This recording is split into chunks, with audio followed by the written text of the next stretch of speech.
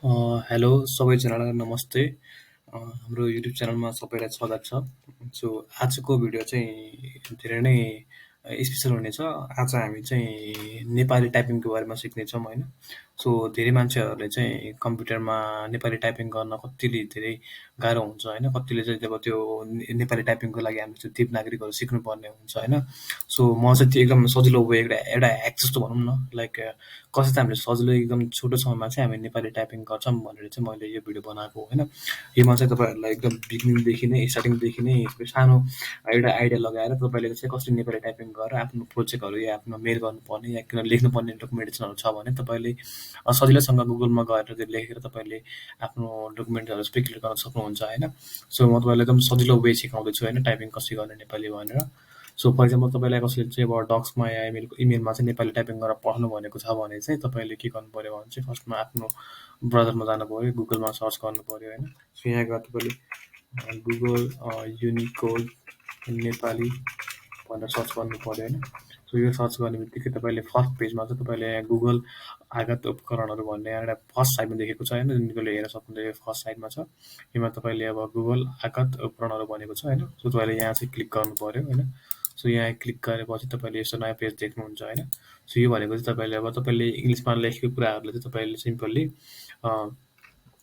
तपाईँले अब नेपालीमा टाइप गरेर लेख्न सक्नुहुन्छ होइन। सो मैले यो गरेँ। अब त्यसपछि म के गर्छु भने चाहिँ यहाँनिर जस्तै मैले अब के लेख्नु पऱ्यो भने जस्तै होइन, मेरो नाम यो, जस्तै मेरो नाम राम हो।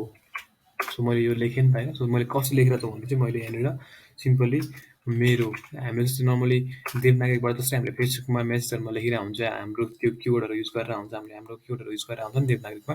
हाम्रो सेम त्यही तरिका युज गरेर हुन्छ। यहाँ हामीले कुनै पनि हामीले अ वा आ क ख त्यो अब कुनै पनि सिकेको कुराहरू चाहिँ हामीले सिक्नु पर्दैन होइन। सिम्पली हामीले जे चाहिँ हामीले आउने गरे हुन्छ देवनागरीमा हामीले त्यही कुरा यहाँ लेख्नु पऱ्यो। हामीले सिम्पली केएचए डबल एएनए खाना डबल ए खाना खानु खानु भयो ओके, भ डबल भयो। सो भयो हो। सो हामीले यसरी नै जस्तै हामीले नर्मली लेखेर हुन्छ त्यही तरिका हामीले यो लेखेर यहाँ कम्प्लिटली हामीले जुन चाहिँ कुरा गरेर लेख्नु पर्ने छ त्यो लेखेर हामीले यहाँबाट हामीले यो लेखेको कुरा चाहिँ हामीले हाम्रो चाहिने ठाउँमा चाहिँ कपी पेस्ट गर्न सकिन्छ यो होइन। सो यहाँबाट कपी गर्ने यहाँ पेस्ट गर्ने, हाम्रो चाहिँ जस्तै यहाँ मलाई चाहिएको छ भने चाहिँ मैले यसलाई यहाँ पेस्ट गर्न सक्छु होइन। सो मैले यहाँ चाहिँ अब लेखेर आफ्नो नेपाली टाइपिङ गरेँ, यसलाई चाहिँ मैले जहाँ पनि युज गर्न पाएँ।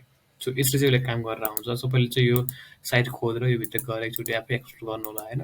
यो मजाले तपाईँले चाहिँ यो भनेको त ह्याक जस्तो खालको, यो भनेको अब प्रोपर वे त होइन नि हामीले नेपाली टाइपिङ गर्ने होइन। नेक्स्ट भिडियोमा चाहिँ तपाईँलाई प्रोपर वे सिकाउँछु, तर यो भनेको एउटा सिम्पल ह्याक जस्तो भनौँ न, हामीले एकदम छोटो समयमा चाहिँ नेपाली टाइपिङ कसरी गर्नुपर्छ भनेर हो होइन। सो एकचोटि यो साइट खोल्नु होला, यहाँ साइटमा गएर योमा ट्राई गरेर एकचोटि हेर्नु होला, यसले तपाईँले धेरै नै सजिलो गर्छ।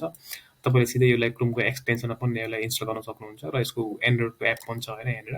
बेसिकली यो चाहिँ भनेको एउटा ट्रान्सलेटर गुगलको, तपाईँले यसलाई बेसिकली युज गर्न सक्नुहुन्छ होइन। सो केही क्वेसनहरू छ भने प्लिज कमेन्ट गर्नु होला, म हजुरलाई आन्सर दिनेछु। हस्, धन्यवाद।